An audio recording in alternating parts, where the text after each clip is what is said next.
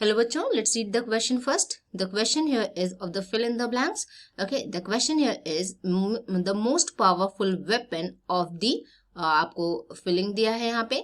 Then conquerors was not a conventional military weapon but germs of smallpox which they carried. Okay, देखो question में कह रहा है कि जो मोस्ट पावरफुल वेपन था to conquer a country by using the germs of smallpox rather than using the conventional military weapon, वो किस कंट्री ने किया था. तो सबसे पहले यहाँ पे समझते हैं कि ये आपका स्टेटमेंट कहाँ से आ रहा है. राइट, देखो in 16th century, in mid 16th century Portuguese जो थे और स्पेनिश जो थे, बेसिकली आप कह सकते हो Europeans. Okay, Europeans came to know about the existence of America. Okay, about the existence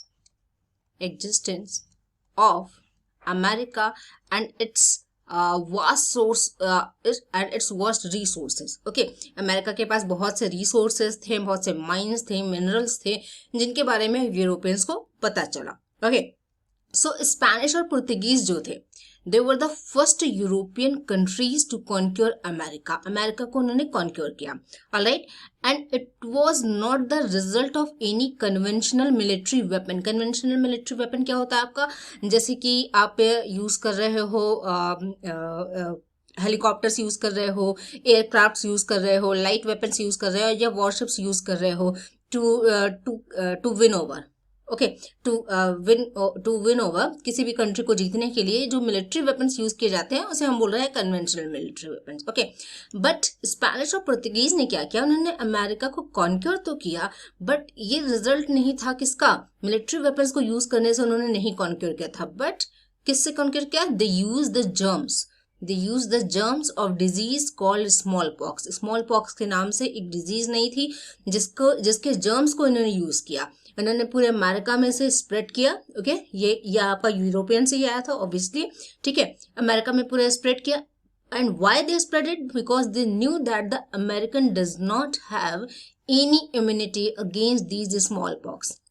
American के पास इस टाइम पे कोई भी इम्यूनिटी नहीं था against these smallpox, because till 16th century America क्या था, कट ऑफ था from the rest of the world.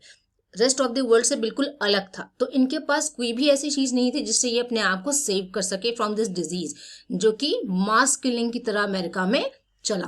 Okay, अब जब बहुत लोग मरने लगे तो ऑब्वियसली इनके लिए, स्पेनिश और पुर्तगीज के लिए क्या हो गया, आसान हो गया अमेरिका को विन ओवर करना. So that is the question here is the most powerful weapon of Spanish